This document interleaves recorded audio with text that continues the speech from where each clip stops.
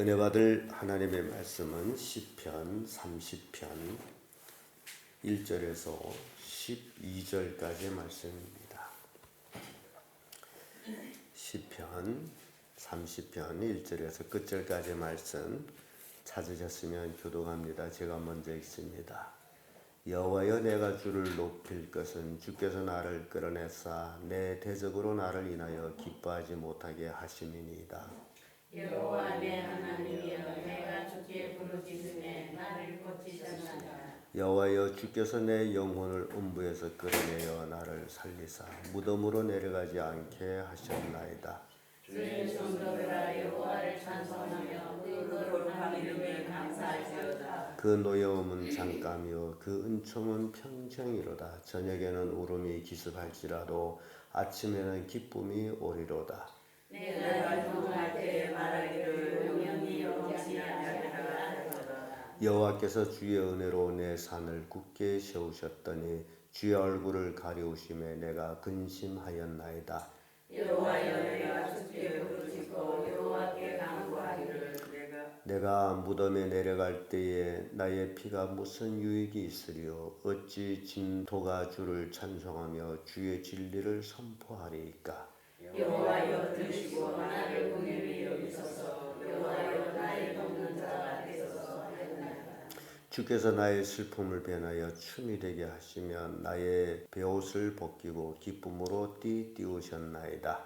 이는 잠잠치 아니하고 내 영광으로 주를 찬송케 하시니 여호와 나의 하나님이여, 내가 주께 영원히 감사합니다. 아멘. 네, 이 말씀으로 하나님의 도우심 이런 제목으로 은혜를 나누겠습니다. 인간은 하나님의 도움이 없이는 살 수가 없습니다. 인간은 살다 보면 각기 병들 때도 있고 고통할 때도 있고 고민할 때도 있고 고난을 당할 때도 있습니다. 그래서 인간입니다. 그리할 때에 인간이 하나님의 도움을 구할 수 있다는 것, 그것은 대단한 축복입니다. 오늘 다윗도 여러 가지 어려움과 질병과 그런 고통 속에서 하나님의 도우심을 간구하는 그런 모습을 우리가 보게 됩니다. 그래서 하나님의 도우심, 어떤 것들로 이루어지느냐 하는 것이 우리에게 주는 교훈입니다. 우리가 신앙생활을 하면서 매일같이 하나님의 도우심을 받아야 됩니다. 왜냐하면 우리는 너무나 연약합니다. 그리고 너무나 연약하기 때문에 조그만한 것에서도 상처를 받고 힘들어하고 슬퍼합니다. 그래서 오늘날 그리스도인들은 전적 하나님을 의지하고 하나님의 도움 속에서 살아야 됩니다.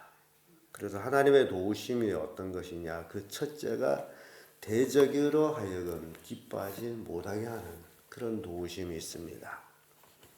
1절의 말씀 보면 여호와여, 내가 주를 높일 것은 주께서 나를 끌어내사 내 대적으로 나를 인하여 기뻐하지 못하게 하심이니이다 라는 고백을 합니다. 이 사람이라는 게 굉장히 나로 인해서 그 누군가 기뻐하고 있다. 내가 어려움을 당함으로 인해서 그가 깨고소하게 생각하고 있다. 이런 사람들은 대적이에요. 대적이 아니고선 절대 그럴 수 없고, 만약에 이제 친구라든지 그러면 내가 어려움 당할 때 같이 어려워하고 슬퍼하고 그런 것이 친구인데, 내가 병들고 내가 고통당하고 그럴 때 기뻐할 수 있다는 것은 대적이에요. 그런데 다윗은 자기가 어려움 당하고 고통당하고 그럴 때의 대적이 기뻐하지 못하게 하시는 분이 있는데, 그분이 바로 하나님이시다. 나를 인하여 기뻐하지 못하게 하심이니이다 라고 그렇게 고백을 하고 있습니다. 5절의 말씀 봐도 그 노여움은 잠깐이요 그 은총은 평생이로다. 저녁에는 울음이 기습할지라도 아침에는 기쁨이 오리로다. 그래서 그리스도인들에게 있어서는 최종으로는 기쁨의 축복을 주십니다. 그래서 우리가 당하는 모든 어려움들은 그것은 바로 잠깐이라는 것이죠. 그래서 그 잠깐을 우리가 이길 수 있는 것이 바로 하나님의 도우심을 구하는 믿음이다. 인생 전체가 어찌 보면 잠깐이에요. 우리가 이 땅에 살아가는 곳, 연한을 따져보면 지금 100세 시대라고 말하고 있습니다마는 100세까지 사는 사람들이 흔치는 않습니다. 근데 또 살아보면 또 별거 아니에요. 세월이 얼마나 빠른지 눈 깜빡할 사이에 이렇게 나이를 먹었습니다. 그래서 살아보면 별거 아니고, 그래서 돌이켜보면 잠깐이고, 그래서 내 인생 자체가 잠깐인데 내가 당하는 어려움은 얼마나 잠깐이겠냐. 그 다윗은 그 노여움은 잠깐이요 그 은총은 평생이로다. 저녁에는 울음이 기습할지라도 아침에는 기쁨이 오리로다. 우리에게 아침이 온다는 거죠. 그 아침에 기쁨이 있다. 10절에도 여호와여 들으시고 나를 긍휼히 여기소서, 여호와여 나의 돕는 자가 되소서 하였나이다. 그래서 하나님만이 나의 도움이 되어야 되는, 하나님 외에 도울 자가 없습니다. 인간이 도울 것 같으라고 생각되는데 실은 돕는 자가 아니다라는 거죠. 시편 25편 2절의 말씀 보면 나의 하나님이여 내가 주께 의지하였사오니 나로 부끄럽지 않게 하시고 나의 원수로 나를 인하여 개가를 부르지 못하게 하소서라고 비슷한 말씀의 고백이 있습니다. 그래서 하나님의 도우심은 바로 대적으로 하여금 기뻐하지 못하게 하는 것이다. 내가 엎어졌다 할지라도 내가 다시 일어나고, 내가 망한 것처럼 보일지라도 하나님께서 다시 일으켜 세우고, 그래서 대적이 기뻐하려고 하다가 못하는 거예요. 하나님의 도우심은 바로 이런 거예요. 두 번째로 하나님의 도우심은 질병에서 치료하신다라는 겁니다. 2절의 말씀 보면 여호와 내 하나님이여 내가 주께 부르짖었사오매 나를 고치셨나이다.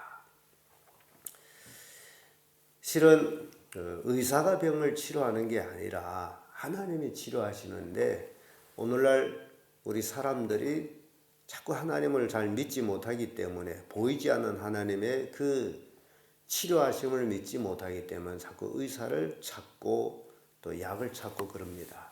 그러나 실상은 하나님이 고치시는 거예요. 그 다윗의 고백이 바로 하나님이 나를 고치셨나이다. 성경 말씀대로라면 하나님은 나는 치료하는 하나님이시다 라고 말씀합니다. 하나님이 치료하는 의사다라는 얘기예요. 그래서 여호와 라파, 하나님은 치료하는 의사다, 치료하는 하나님이시다.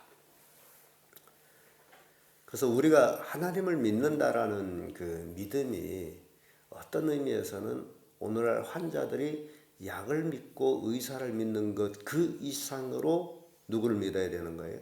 하나님 믿어요. 내가 하나님께 간구하면 하나님의 나를 도우심으로 내 병을 치료해 주신다. 이 믿음이 굉장히 중요합니다. 그런데 성경 보면 예수님이 하신 말씀도 내 믿음이 너를 구원하였느니라 라고 말씀하실 때에 그 어떤 질병이 있든지 인간적으로 상상도 못할 병들이 그 순간에 치료받는 모습으로 옵니다. 소경이 치료됩니다. 안질방이 일어납니다. 심지어 죽었던 자도 살아납니다. 이건 세상에 그 어떤 의사도 이렇게 할 수 없는 것들이에요. 근데 예수님은 바로 그것들을 내가 내 권능으로 너를 치료해 줬다라는 말씀을 하지 아니하시고 내 믿음이라고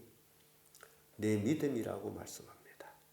그래서 오늘날 우리가 가져야 될 믿음이 바로 예수님 앞에 와서 치료받았던 그 사람들이 행위를 우리가 생각해 보면서 나도 그런 믿는 믿음의 자가 되자. 막연하게 미신적으로 믿는 것이 아니라 내 믿음이 너를 구원하였느리라는 그 말씀에 나오는 그 믿음의 사람들. 여러분들이 성경 보면서 그런 사람들을 한번 살펴보는 거예요. 이들은 어떻게 이렇게 예수님을 믿었을 수 있었을까? 그런데 나는 왜 이들과 같이 예수님 믿지 못하고 있느냐. 그런 것들을 따져보면서 자기의 믿음이 없는 것들, 마치 그 어린아이 아버지가 도우소서, 믿음 없는 나를 도우소서라고 외치듯이 우리가 믿는 자가 되어야 된다는 겁니다. 우리는 너무나 믿는 자가 아니라 형식적인 자가 됐다라는 거예요. 그래서 그 형식적으로 살아가면서 자기가 믿는 자라고 착각하고 사는 거죠. 그래서 성경에 나와 있는 내 믿음이 너를 구원하였느니라는 그런 사람들이 그 모습, 그들이 믿음의 행위, 이런 것들은 우리가 따라 배울 것들입니다. 7절의 말씀 보면 여호와께서 주의 은혜로 내 산을 굳게 세우셨더니 주의 얼굴을 가리우심에 내가 근심하였나이다. 인간은 하나님의 얼굴을 가리시면 근심할 수밖에 없습니다.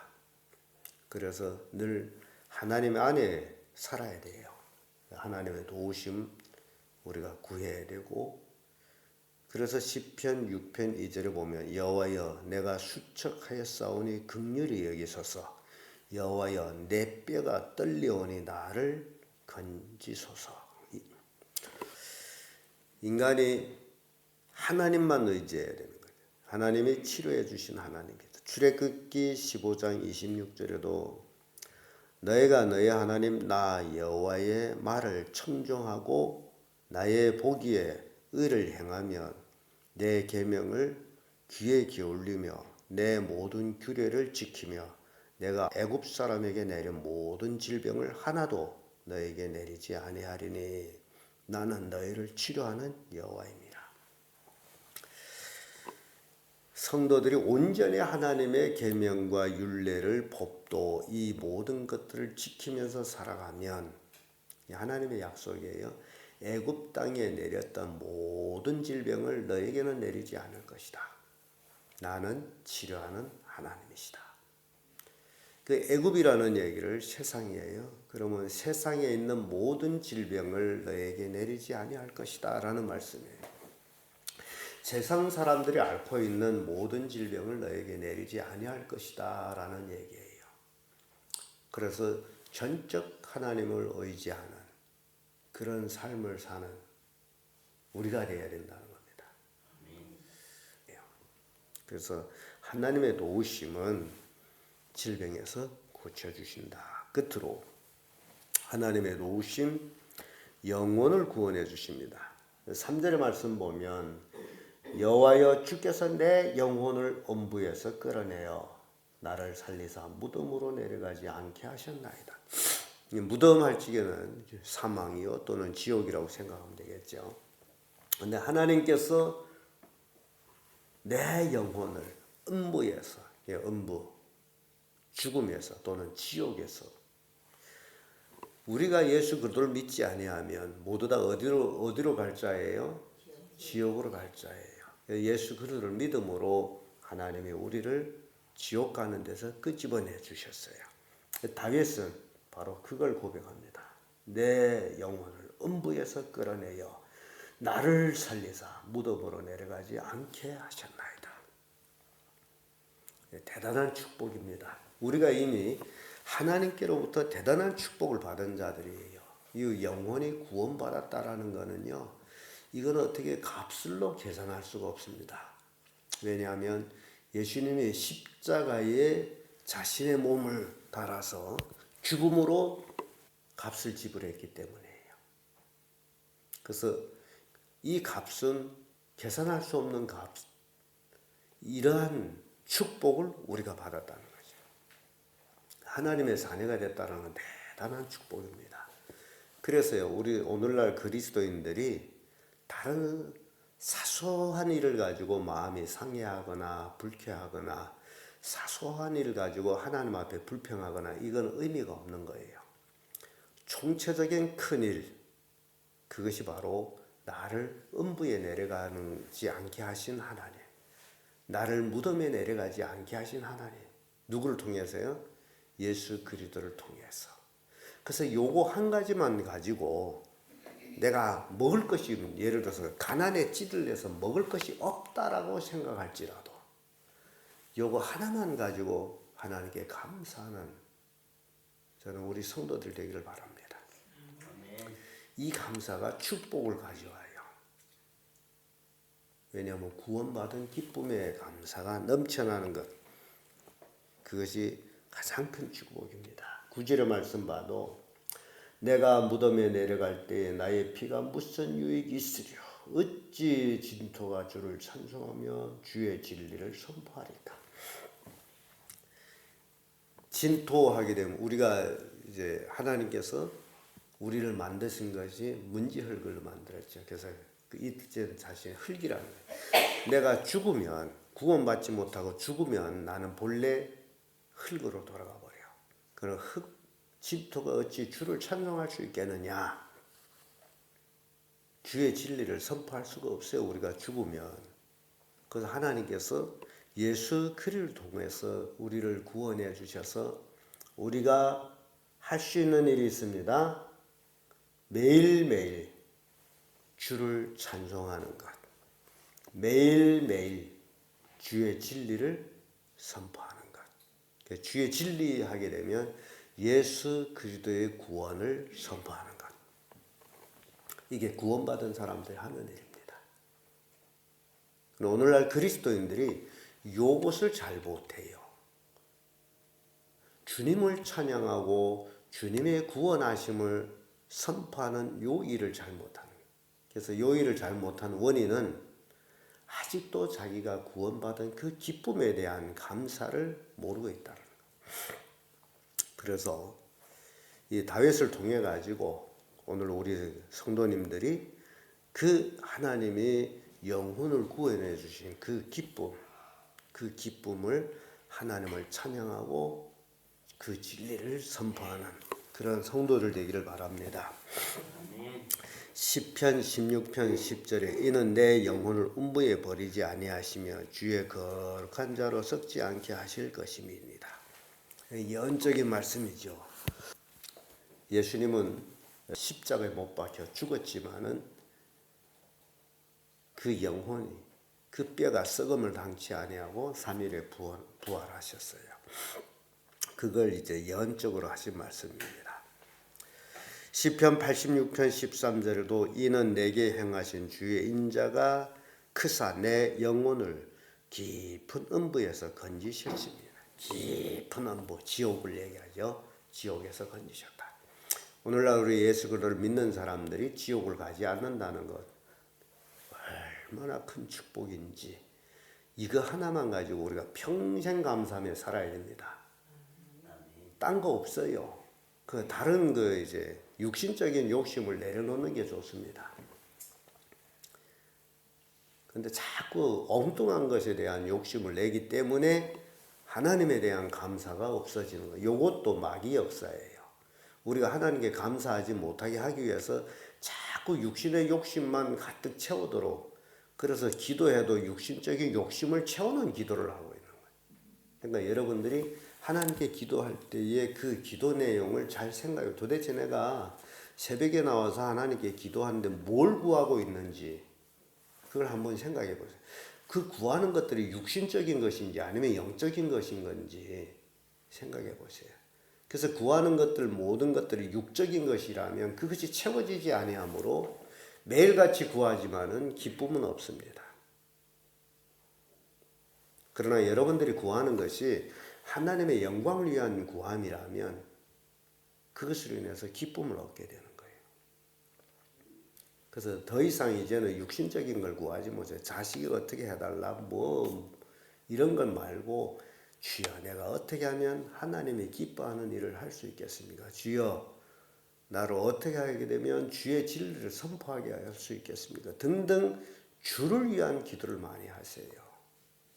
하나님은 그 일 때문에 우리를 부르시고 구원해 주신 거예요.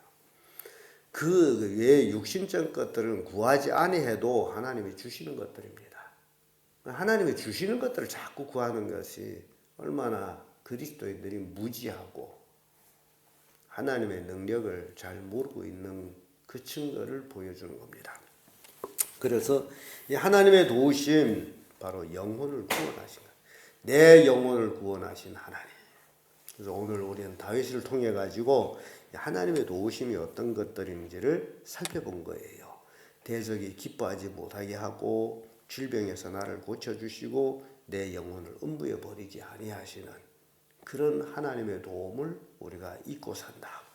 그러므로 이러한 하나님의 도우심을 깨닫게 되면 매일같이 하나님을 찬양하며 주의 진리를 선포하는 그런 성도들 되기를 예수님의 이름으로 축복합니다. 기도하겠습니다.